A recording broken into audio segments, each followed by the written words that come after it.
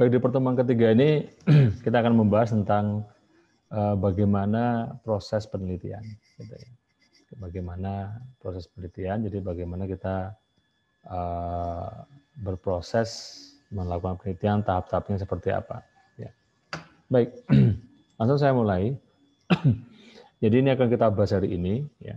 Kita akan membahas tentang apa itu metode saintifik atau metode ilmiah kalau dulu Anda di SMP atau SMA pernah belajar ya itu dengan metode ilmiah. Kemudian kita akan membahas tentang proses dari penelitian. Ada proses analisis, proses hipotesis, proses sintesis, dan validation. Kemudian yang ketiga kita akan membahas tentang iteratif dan recursive execution. Oke, kita langsung masuk ke materi yang pertama tentang apa itu scientific method atau metode saintifik. Nah, ini beberapa item atau beberapa poin yang mungkin ada bagusnya Anda baca bagaimana perkembangan metode ilmiah dari periode ke periode ya. Mulai dari dulu di Eropa ada Dark Ages, bukan Darth Vader ya, Dark Ages. Itu masa-masa kegelapan menurut orang-orang Eropa ya. Di mana mereka berpikir bahwa ada sentralistik dari gereja buat mereka. Jadi segala sesuatu yang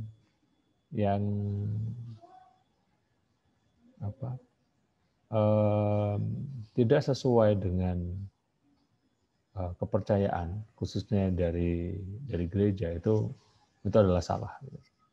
Ya, kemudian ada proses Renaissance period, ada Gutenberg and Print Press dan seterusnya, itu silakan Anda baca. Ya, bagaimana ini menarik untuk dipelajari tentang bagaimana metode ilmiah itu atau berkembang dari masa ke masa. Ya. Nah, kalau Anda perhatikan, ya, alhamdulillah buat kita yang mempunyai kepercayaan beragama Islam, gitu, bahwa beberapa statement, beberapa penelitian, ya itu memang menyebutkan bahwa Islam itu adalah satu agama yang sangat saintifik. Agama yang sangat saintifik. Ya. Saya tidak nyebut agama yang mana, tetapi ada agama yang mereka hanya basisnya kepada dogma, gitu. Ya, bahwa ini dogmanya begini, ya sudah percaya saja. Tidak ada bukti-bukti yang bisa membuat akal orang berpikir. Tidak ada metode ilmiah atau yang dipakai di dalam kepercayaan agama yang lain seperti bagaimana Islam itu mempunyai metode ilmiah. Ya. Jadi misalnya apa bukti kalau ada Tuhan? Kalau Anda dilihat di Al-Quran ada, di tempat lain belum tentu ada. Ya percaya saja. Ada beberapa waktu lalu saya nonton, ya udah lama sih, nonton ada diskusi antara Muslim dan non Muslim gitu. Ya, kemudian di tengah-tengah diskusi si Muslim bilang, saya akan ikuti agamamu kalau agamamu itu yang benar. Wah, semangat kan, semangat. Tapi harus pakai bukti. Nah, itu yang dia kesulitan nyari. Ya, baik, kita lanjutkan. Ya, ini ada sekali lagi itu beberapa item-item yang saya kira Anda perlu baca, tapi memang tidak akan saya jelaskan detail. Ya. Ada bagusnya Anda baca, dan sekali lagi itu juga nggak akan keluar di ujian, tapi ya ada bagusnya Anda baca. Nah, saya akan fokus ke pemahaman tentang scientific method. Apa itu metode ilmiah? Gitu. Ya. Metode ilmiah adalah metode yang tahap-tahapnya, ya, tahap-tahapnya itu mengikuti kaidah-kaidah ilmiah. Ya. Jadi semua tahapnya mengikuti kaidah ilmiah.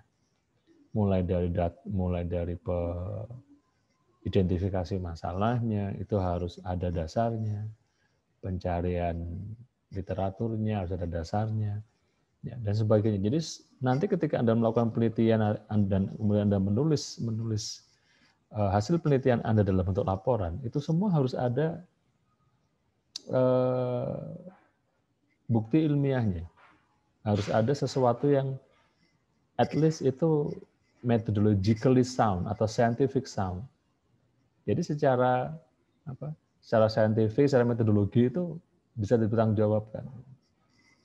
Ya. Misalnya ya, kalau misalnya Anda mau mendesain satu latar belakang yang bagus tuh bukan yang saya bilang, latar belakang itu apa yang ada di belakang Anda. Gitu. Di belakang Anda ketika Anda melakukan penelitian ini apa? Ya. Itu disebut dengan latar belakang. Ya.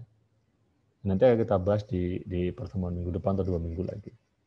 Jadi intinya scientific method atau metode ilmiah adalah sekumpulan prosedur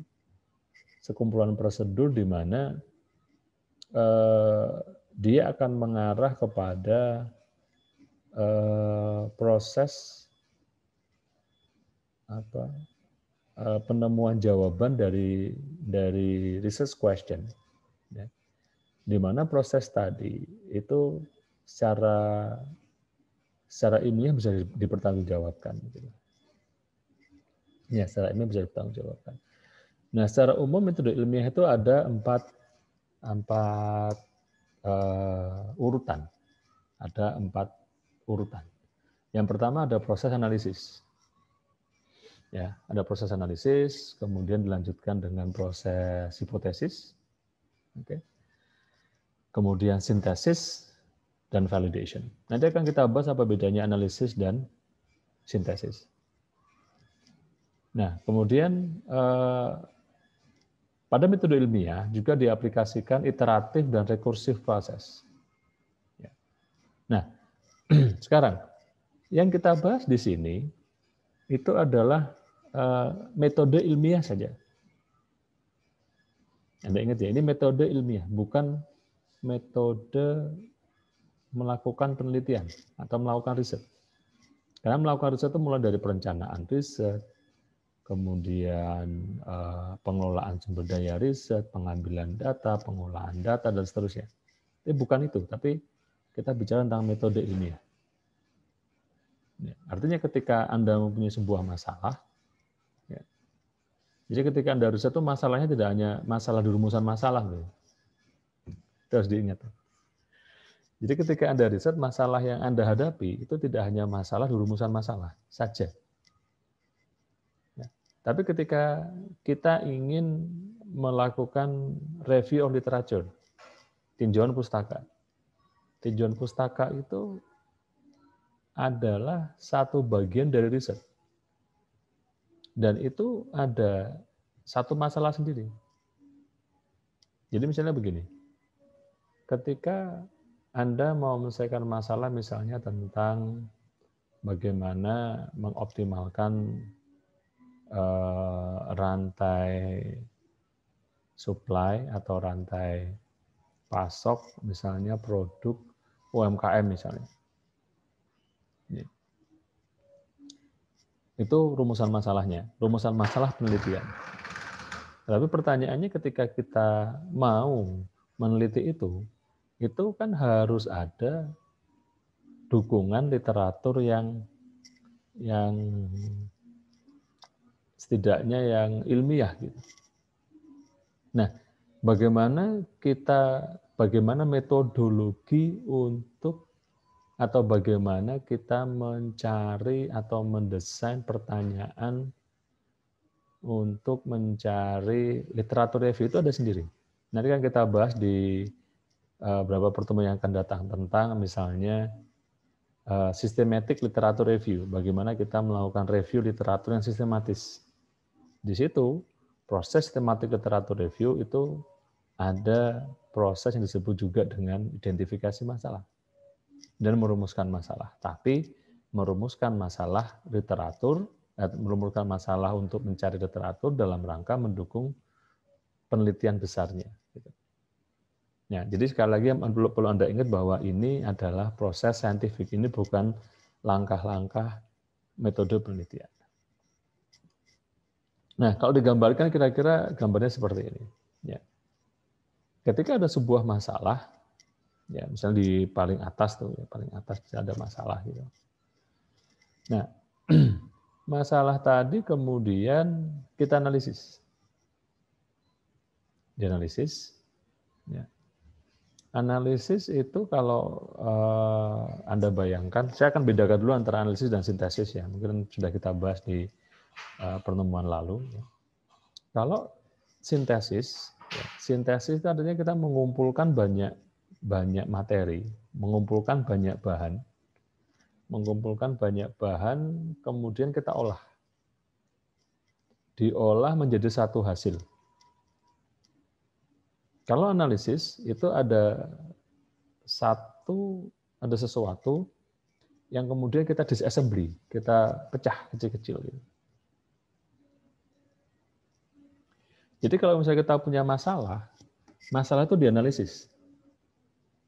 Ya. Misalnya Anda menganalisis masalah misalnya dengan fishbone diagram, dengan 7 tools misalnya. Ya, misalnya menganalisis masalah dengan 7 tools untuk mencari satu akar masalahnya apa. Apa penyebab masalah itu sampai muncul. Kemudian dilanjutkan dengan mencari sebab dengan frekuensi atau probabilitas terbesar misalnya. Bisa dengan Pareto, histogram, dan sebagainya. Nah, itu proses menganalisis masalah. Nah,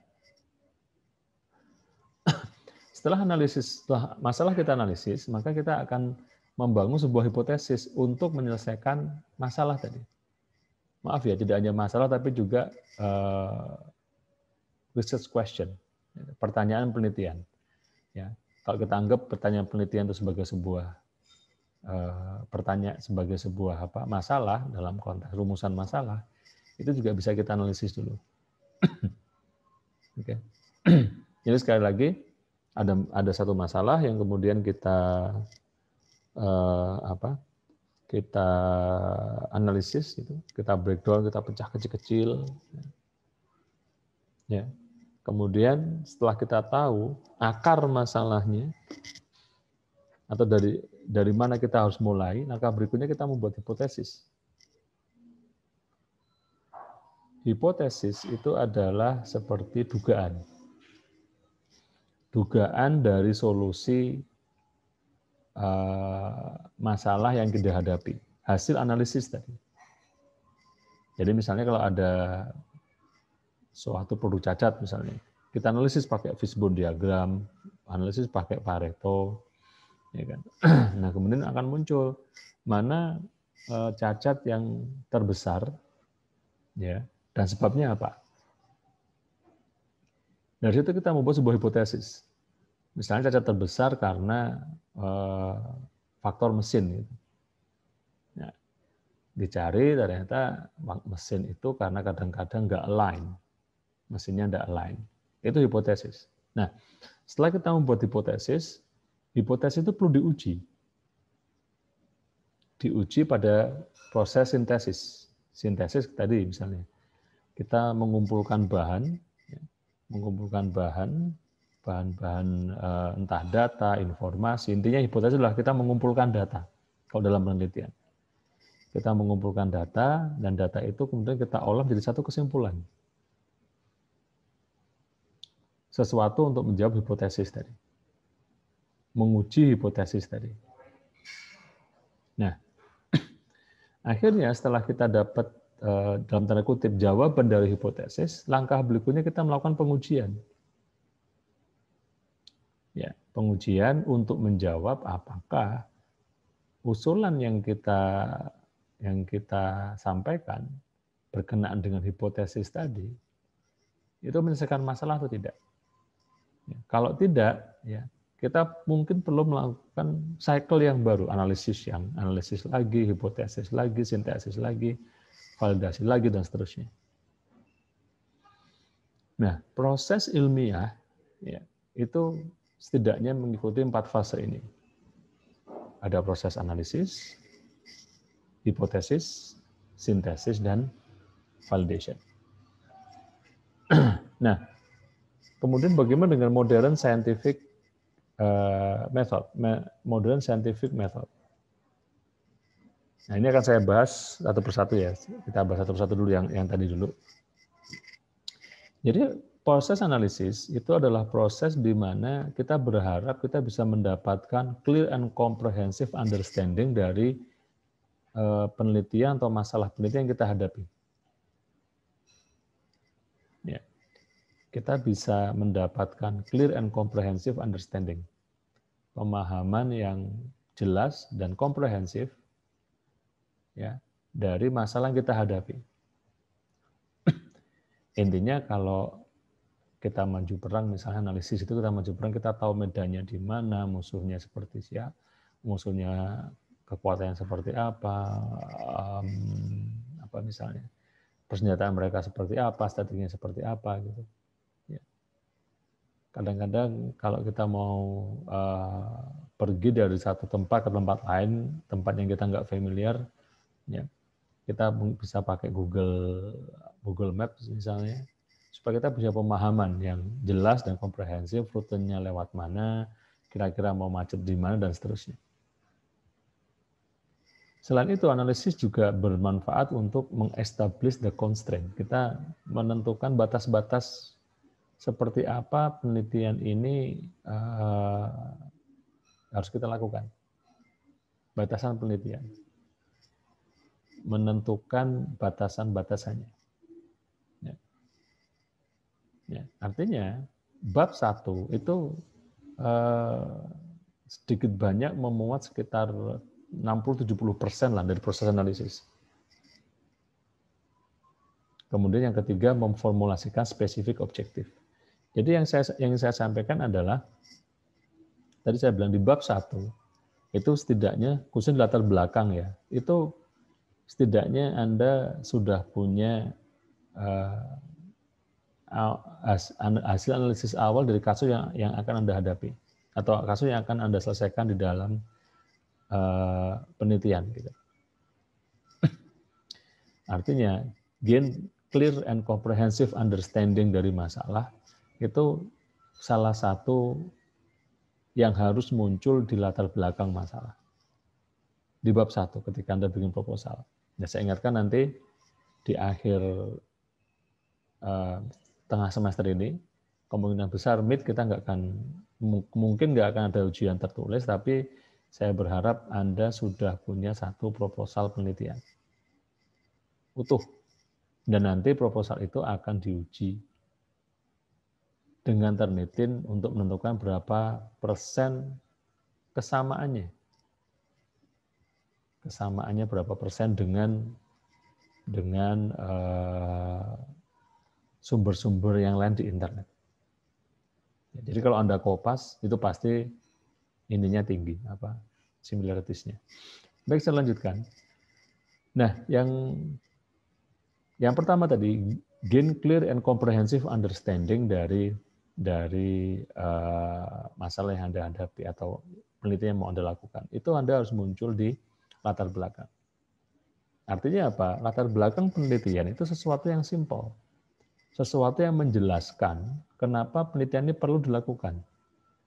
Kita nggak usah muluk-muluk bicara tentang globalisasi, tentang industri 4.0, tentang persaingan ini, persaingan itu. Kadang-kadang mahasiswa suka begitu, di era globalisasi, di era persaingan yang ketat.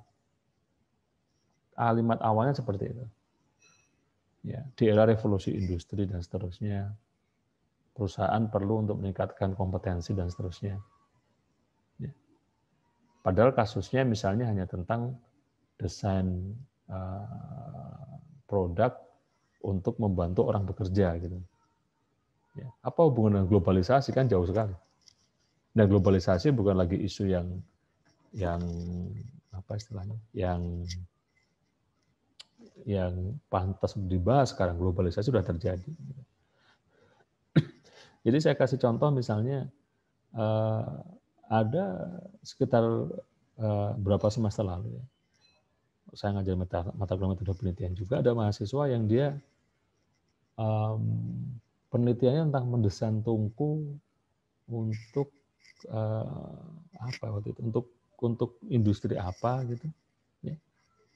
Industri, jadi industri itu butuh tungku yang tungkunya ini nggak ergonomis, ya, sehingga orang ketika melakukan aktivitas yang berhubungan dengan tungku tadi itu banyak ada kelelahan otot gitu.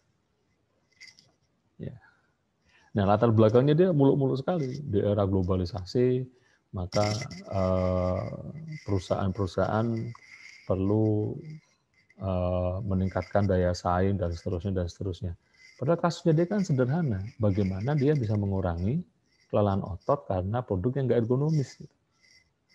Artinya hubungan antara globalisasi, kemudian daya saing, sama desain tungku ini kan jauh sekali. Ya kan? Jauh sekali. Artinya sekali lagi yang disebut dengan latar belakang, ya tugas Anda minggu depan Anda bikin latar belakang. Nah, tadi saya ulang, yang disebut latar belakang itu apa yang ada di belakang kita. Apa yang di belakang kita yang kemudian membuat kita maju ke depan melakukan penelitian ini. Oke. Artinya dalam latar belakang ini itu adalah bisa memberikan itu clear and comprehensive understanding, ya, pemahaman yang komprehensif dan jelas kenapa penelitian itu perlu untuk dilakukan. Apa dampaknya? Kalau misalnya Anda pergi ke sebuah perusahaan, ya, pergi ke sebuah perusahaan, lalu perusahaan tadi dia punya masalah, misalnya reject-nya tinggi, gitu. Ya. Anda nggak usah jauh-jauh ngomong masalah persaingan usaha ini apa dan sebagainya gitu. Bilang saja perusahaan punya masalah, masalahnya apa? Reject-nya tinggi, buktinya apa? Itu tadi, ya. Yang namanya metode ilmiah itu harus ada buktinya, ada sesuatu yang mendukung gitu. Buktinya bahwa Anda punya data historis bahwa ini reject dari tahun ke tahun dan trennya naik misalnya. Ya, itu berarti kita ingin membuat orang yakin bahwa ini masalah perlu diselesaikan. Itu dulu, clear and comprehensive understanding. Jadi nggak perlu banyak-banyak. Flow-nya sederhana. Ketika satu paragraf atau satu kalimat itu dihilangkan dan tidak berpengaruh kepada skripsi Anda, ya berarti kalimat atau paragraf itu sesuatu yang nggak penting. Nah, yang kedua, ya, establish the constraint, batasan-batasan masalahnya. Ya, atau batasan dari penelitian bisa begitu.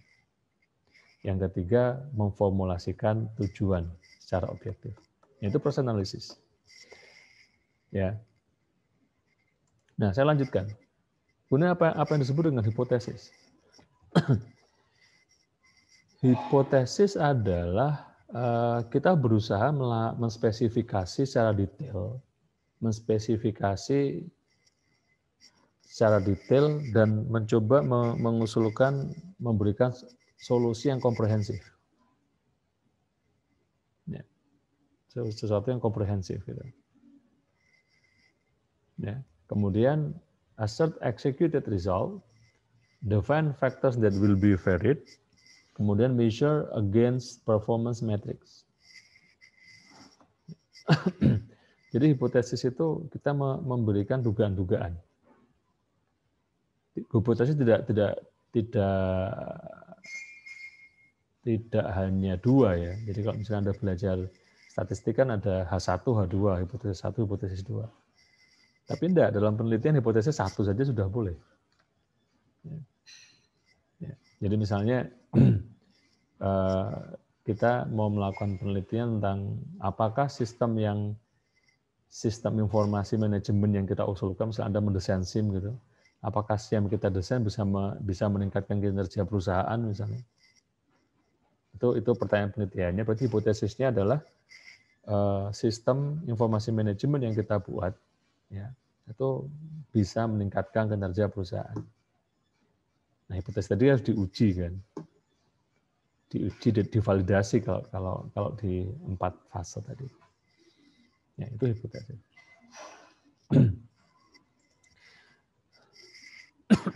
Nah, dalam hipotesis itu solusinya bisa jadi solusi yang baru atau solusi yang existing atau gabungan dari keduanya.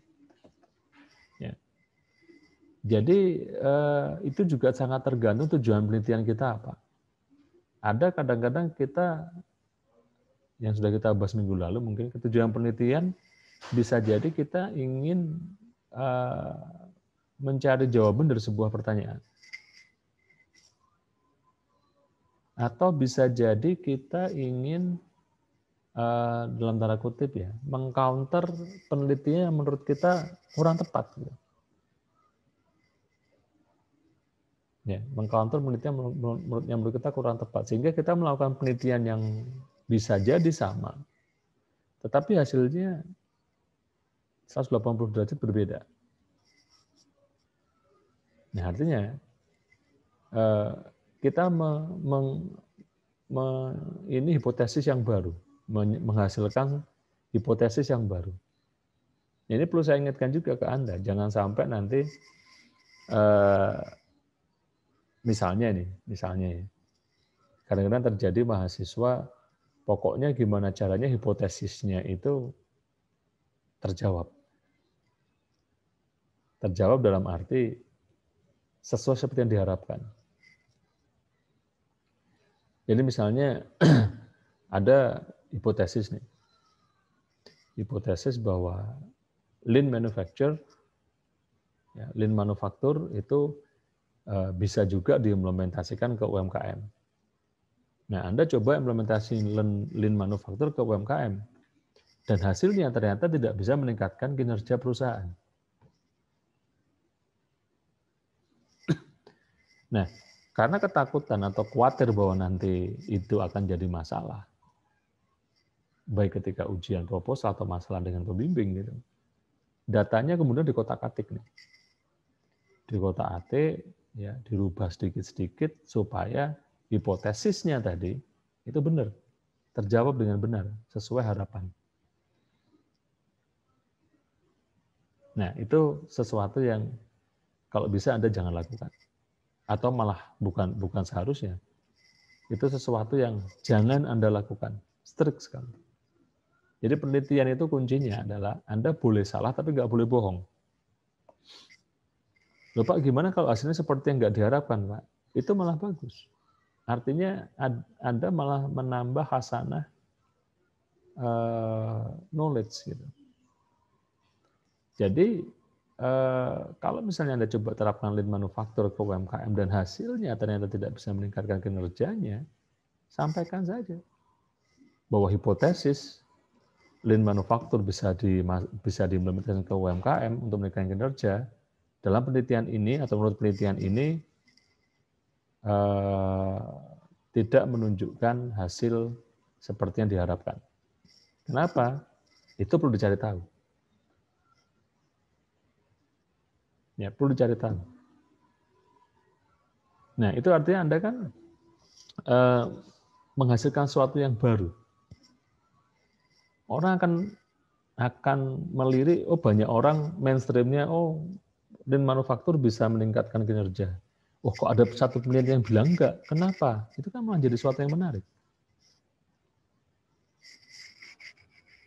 Ya, jadi itu yang saya tadi bilang. Sekali lagi, penelitian atau research, Anda boleh salah tapi nggak boleh bohong.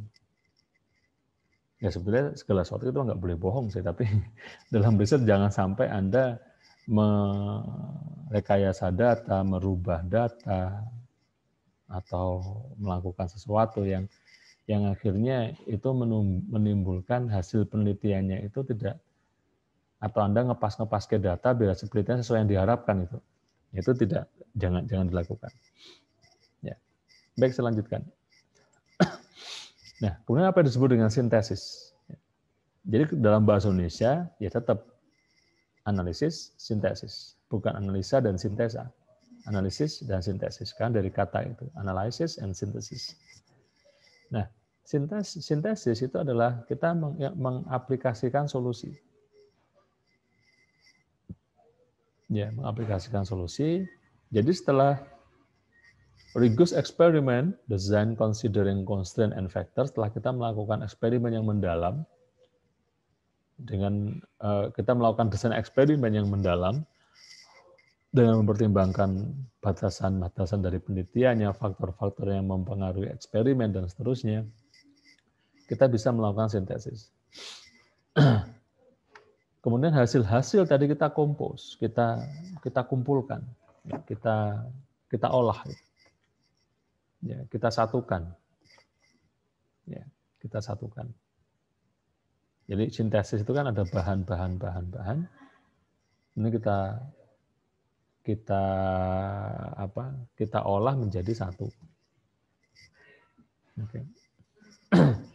Jadi misalnya Anda mau melakukan penelitian dengan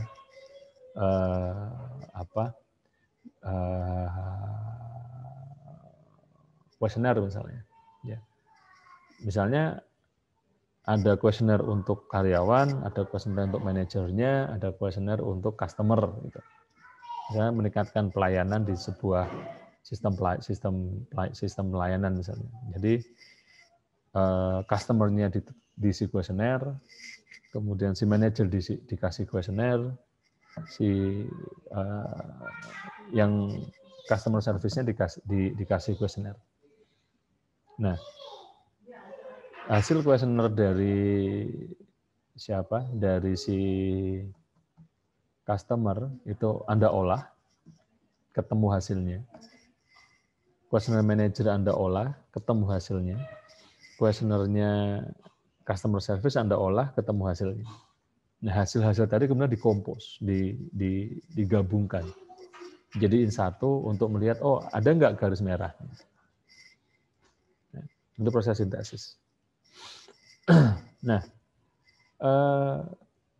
sintesis itu membutuhkan apa yang disebut juga dengan theoretical work yang kita jadikan dasar untuk melakukan eksperimen. Oke. Jadi misalnya Anda mau membuat sebuah kuesioner gitu. Nah, kuesioner Anda itu Anda boleh mengambil dari penelitian lain. Bisa Anda ambil apa adanya dengan sebutkan sumbernya, ya. Atau Anda memodifikasi. Ya, jadi satu kuesioner dimodifikasi, ya kan? Atau cara yang lain adalah di situ dibilang theoretical work. Theoretical work require experiment. Jadi bahkan ketika kita melakukan tinjauan literatur, itu kita tetap juga melakukan eksperimen. Nanti saya jelaskan di materi tentang systematic literature review. Tapi ingin saya garis bawahi bahwa semua yang kita lakukan, tahap-tahap penelitian yang kita lakukan, termasuk proses sintesis, proses pembuatan kuesioner tadi saya sampaikan, itu membutuhkan pekerjaan-pekerjaan teoritis. Kita harus punya dasarnya. Jadi kalau misalnya kita mau mendesain kuesioner gitu ya, kita mau tahu variabel apa saja sih yang perlu kita masukkan ke kuesioner. Nah itu kita bisa cari penelitian-penelitian sebelumnya, kita tahu variabelnya, kemudian kita desain kuesioner. Itu juga masuk proses sintesis, pencarian bahan untuk menghasilkan sesuatu. Nah, tahap keempat adalah proses validation atau proses pengujian. Jadi proses pengujian ini kinerjanya itu dihitung dari resultnya. Kemudian appropriate conclusion is drawn.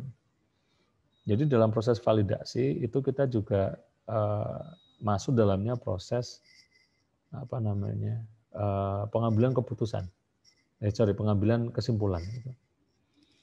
Dan ini yang penting, yang kadang-kadang mahasiswa teknik industri UI, saya nggak bisa bilang mahasiswa S1 dari prodi lain atau dari universitas lain, ya.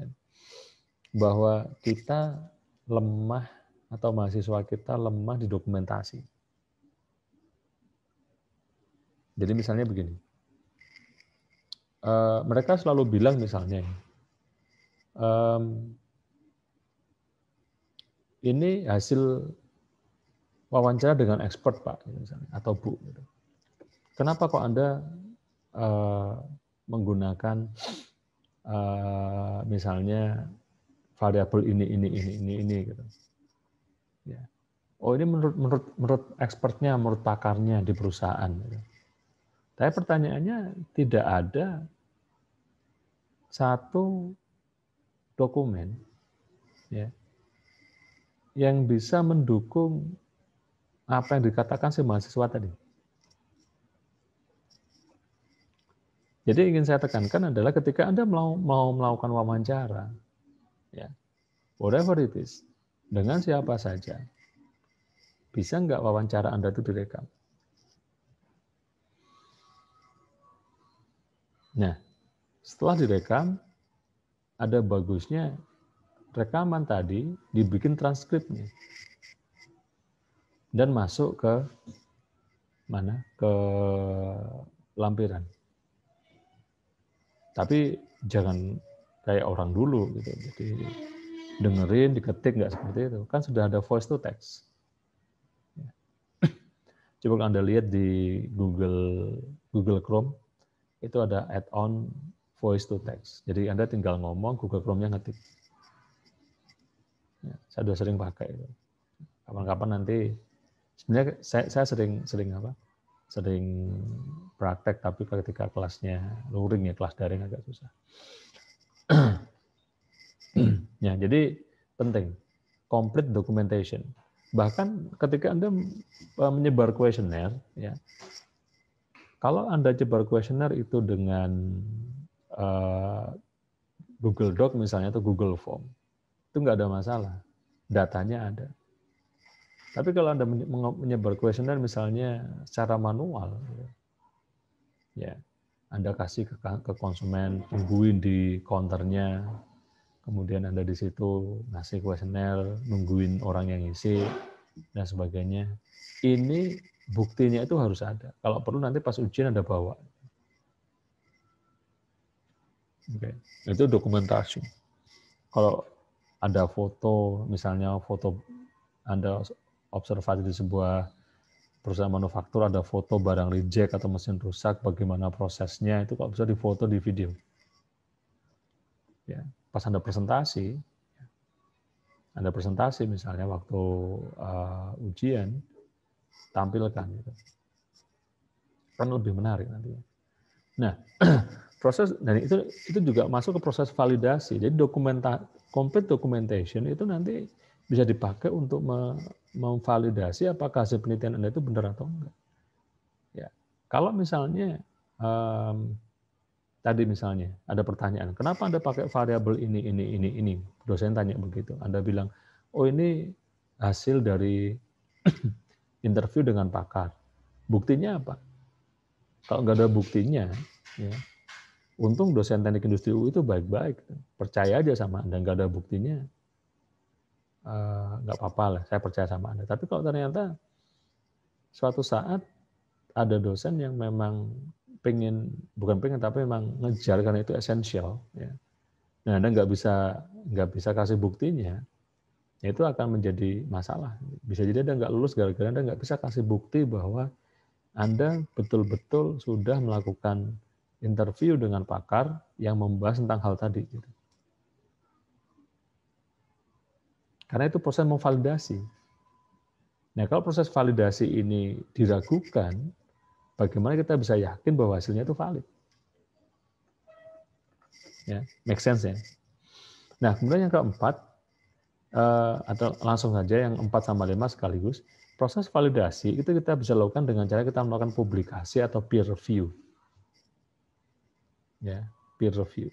Peer review artinya hasilnya itu kita minta pihak lain untuk mereview.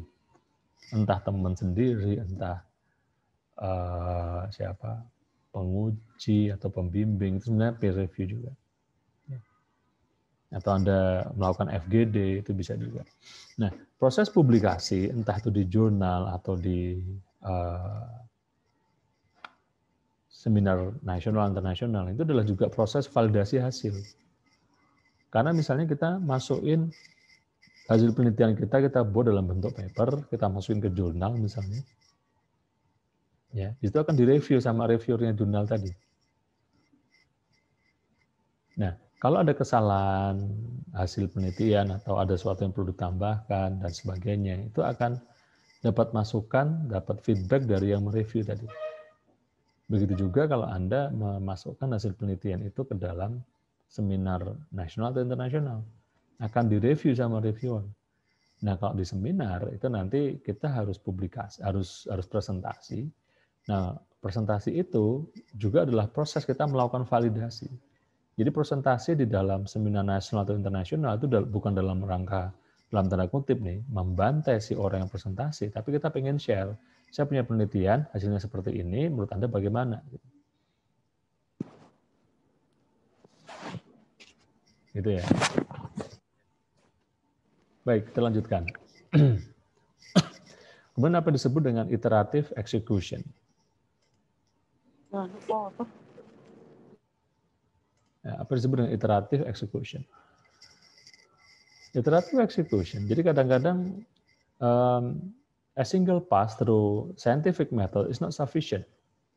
Jadi kita melakukan proses satu cycle dalam metode penelitian itu kadang-kadang tidak cukup gitu. Ya. Jadi tidak hanya kita sekali melakukan analisis, kemudian setelah analisis kita melakukan hipotesis, kemudian sintesis, kemudian validasi, selesai. Tidak seperti itu. Kadang-kadang prosesnya itu harus analisis, hipotesis, sintesis, lalu validasi, kemudian kita perlu melakukan analisis lagi, begitu dan seterusnya, sampai beberapa kali cycle. Nah, selain lebih dari satu cycle, bisa jadi proses yang iteratif, proses yang berulang, itu ada di setiap fase, ya, di masing-masing fase yang ada di dalam cycle tadi. Bisa jadi iteratifnya itu satu fase saja, satu atau beberapa fase, atau mungkin keseluruhan. Jadi contoh misalnya di kasus ini, di yang ini tadi misalnya, ya. Kita punya masalah, kita analisis, kemudian kita melakukan hipotesis. Ya, bisa jadi setelah kita melakukan hipotesis, kita nggak puas, kita balik lagi ke analisis. Jadi setelah ada masalah, analisis, hipotesis, balik analisis lagi, hipotesis lagi, analisis lagi, hipotesis lagi, begitu seterusnya. Sampai kita betul-betul yakin bahwa hipotesis yang kita sampaikan itu betul-betul hipotesis yang memang itu atau ruh dari penelitian kita. Ya, tadi saya sampaikan misalnya yang the whole process, cycle yang berulang, berarti analisis, hipotesis, sintesis, validation, ke analisis lagi, hipotesis lagi, sintesis lagi, validasi lagi, dan seterusnya.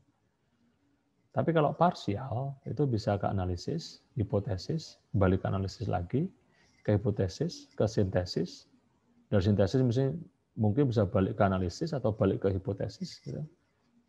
Ya, sampai semua tahap di situ kita bisa pastikan bahwa hasilnya memang sudah betul-betul mendekati yang kita inginkan. Jadi itu disebut dengan iterative execution, ya, dalam metode ilmiah. Nah, biasanya iteratif kalau itu parsial itu diproses sintesis dan validation. Biasanya. Karena analisis biasanya kita sudah sangat paham. Kenapa? Analisis itu biasanya sudah ada preliminary study. Membuatnya juga lebih gampang. Ada penelitian pendahuluan, buatnya lebih gampang. Kita sudah paham betul masalahnya, ya, atau penelitian yang akan kita hadapi dan seterusnya. Nah, iterative execution itu biasanya muncul di proses sintesis dan proses validasi. Ya. Jadi ketika setelah analisis, hipotesis, sintesis, ya, kemudian kita validasi, hasilnya nggak valid. Ya. Ketika hasilnya nggak valid, yang dilakukan apa? Kita melakukan sintesis lagi, mengolah data lagi, mengumpulkan data lagi. Oke, udah valid belum? Kalau belum, sintesis lagi, begitu seterusnya. Jadi misalnya contohnya, kita melakukan desain eksperimen. Misalnya Anda pakai desain eksperimen pakai apa biasanya? Taguchi misalnya. Ya, kita melakukan desain eksperimen itu di proses sintesis. Ya, bisa setelah itu kita lakukan validasi, ternyata hasilnya kurang valid atau nggak valid. Ya, bisa juga kita kembali ke mungkin kita memodifikasi hipotesis, boleh. Ya, dalam konteks apa? Ketika hasilnya nggak valid dan ternyata setelah kita validasi, proses validasi yang susah dan kompleks, hipotesisnya kita rubah dengan cara apa? Misalnya uji hipotesis desain eksperimen tadi, variabelnya kita hilangin satu lah biar nggak begitu kompleks misalnya. Boleh. Gitu. Ya. Tapi ingat, asal kalau dalam skripsi Anda, asal pembimbing Anda setuju, jangan mengambil keputusan sendiri. Kemudian bisa juga kita kembali ke fase analisis untuk mereduce performance kriteria. Kalau tadi analisis tadi kan salah satunya ada batasan masalah, ada pertanyaan masalah gitu kan. Nah bisa jadi kita merubah itu juga. Tujuannya kita rubah, siapa tahu ada yang memang perlu dirubah, perlu ditambahi atau dikurangi. Jadi ketika kita melakukan proses validasi, ya bisa jadi hasilnya valid, tapi kita ingin lari lebih jauh lagi, kita nambah variabel. Ketika kita nambah variabel, itu kita menambah batasan atau mengurangi batasan masalah atau menambah tujuan penelitian. Bisa jadi begitu. Ya, jadi itu sangat mungkin. Itu disebut dengan iterative execution.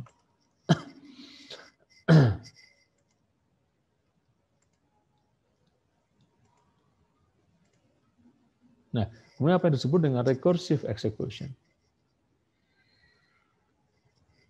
Nah, disebut dengan recursive execution itu sebentar. Tugas-tugas yang dilakukan atau tahap-tahap penelitian yang dilakukan itu tidak single layer, gitu. Tidak single layer.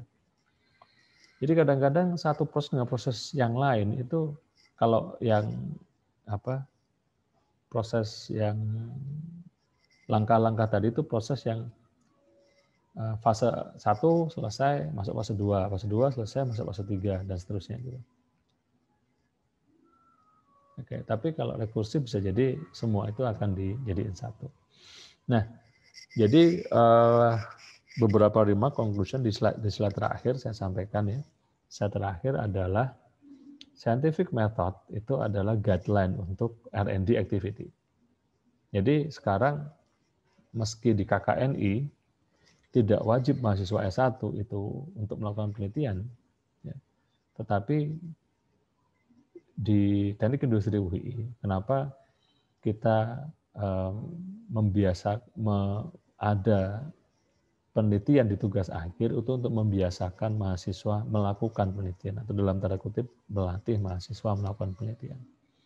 Ya, karena nanti misalnya Anda kerja, ya, Anda akan sering berhadapan dengan masalah dan ketika Anda sudah terbiasa atau pernah melakukan tahap-tahap penyelesaian masalah saintifik, ada dasarnya, kemudian bagaimana cara mencari data dan sebagainya, itu Anda tidak akan kaget. Dan di situ saya sampaikan bahwa metode saintifik itu bisa menjadi guideline untuk R&D activity. Jadi misalnya Anda kerja di bagian R&D misalnya. Ya, misalnya R&D bisa jadi pengembangan produk, desain produk, R&D untuk marketing, R&D untuk produksi, R&D untuk meningkatkan produktivitas dan sebagainya. Jadi research and development. Jadi banyak perusahaan punya departemen R&D dan tidak hanya R&D untuk mendesain produk saja, tapi ada riset untuk pangsa pasar, riset untuk bagaimana meningkatkan produktivitas dan sebagainya. Oke. Dan kemudian ini yang paling penting, melakukan rencana. Planning is essential, dan yang terakhir kita bisa mengeksekusi iteratif and recursively scientific method. Baik, itu dulu yang bisa saya sampaikan di pertemuan kali ini. Tapi sebelumnya saya sampaikan ke Anda bahwa untuk pertemuan yang akan datang, ya, tadi saya sampaikan saya harapkan mulai membuat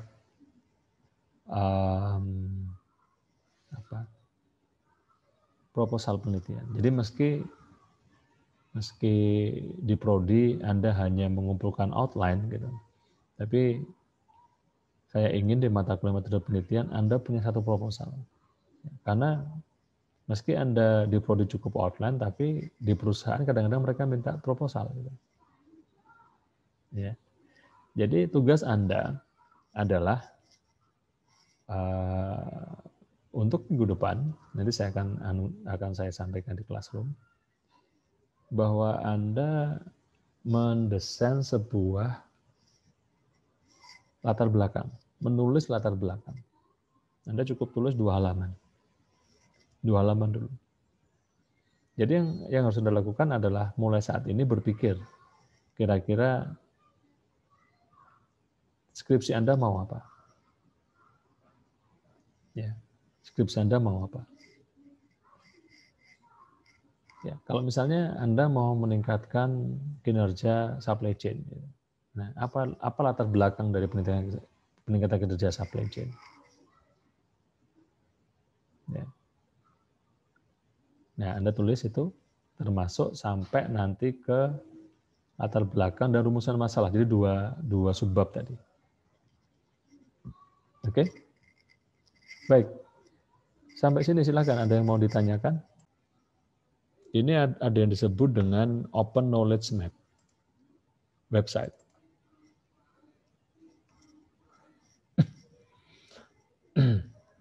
Ya, Open Knowledge Map. Bentar, Mbak, masih.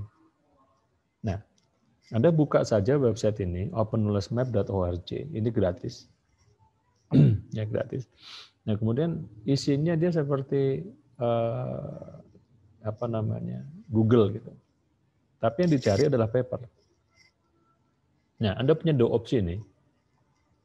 PubMed itu biasanya untuk medical atau life science. Nah, kita all discipline saja. Oke. Nah, misalnya passion Anda, Anda mau ke makroergonomi misalnya. Ketik aja di sini, macroergonomics. Ups. Ini cuma makro saja. Diulang ya.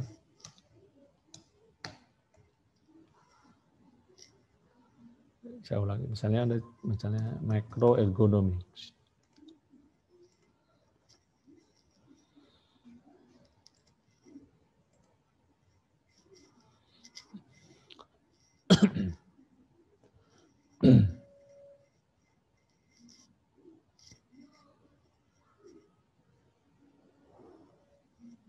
Saya sudah pernah share ini belum? Minggu-minggu lalu? Belum, Pak. Belum, oke.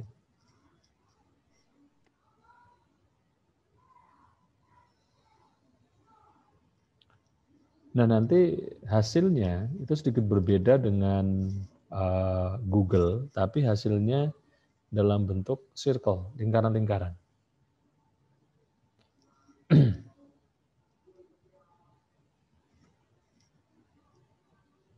Nah, silakan Anda sambil praktek kalau Anda depan komputer boleh. Nah, ini Anda lihat. Ini hasilnya. Oke. Nah, kalau misalnya Anda klik satu lingkaran, misalnya satu lingkaran ini biasanya adalah satu isu gitu. Ya, misalnya ini, computer work macro break stress. Kalau Anda klik lingkarannya, itu Anda akan tahu paper-paper apa di dalamnya yang jadi satu dengan isu tadi. Nah, kalau di sini ada paper yang memang dia ada gambar gembok terbuka gitu, artinya Anda bisa buka papernya di sini. Ada PDF-nya, Anda lihat sebelah kanan tuh. Ya, sebelah kanan. Ya. Nah, artinya kalau Anda melakukan penelitian, Dan menurut Anda dan setelah Anda analisis, penelitian itu ada di dalam lingkaran yang besar. Artinya apa? Lingkaran besar itu lingkaran yang sudah banyak penelitian tentang isu tadi. Ya, sudah banyak penelitian tentang isu tadi. Jadi kalau Anda mau mencari novelty atau mau mencari state of the art, meski itu bukan tidak harus jadi kewajiban Anda, itu Anda jangan milih penelitian di lingkaran yang besar. Lingkaran yang besar berarti dia sudah banyak, sudah cukup mainstream. Nah, ini misalnya ada microeconomics, musculoskeletal disorder, economic intervention. Ini sudah ada paper-papernya di situ misalnya. Oke. Nah ini setidaknya bisa membantu Anda untuk mencari ide penelitian. Oke. Nah tadi untuk latar belakang Anda bisa ambil beberapa paper untuk latar belakang juga bisa. Ya jadi misalnya Anda nemu penelitian makroergonomi atau misalnya satu penelitian dengan metode A, satu penelitian yang sama dengan metode B atau penelitian yang sama dengan metode C. Tapi belum ada penelitian yang menggunakan metode D untuk menyelesaikan kasus ini. Itu bisa jadi latar belakang juga. Artinya Anda ingin menguji apakah metode yang Anda usulkan itu bisa untuk menyelesaikan masalah yang biasanya tidak pakai metode itu.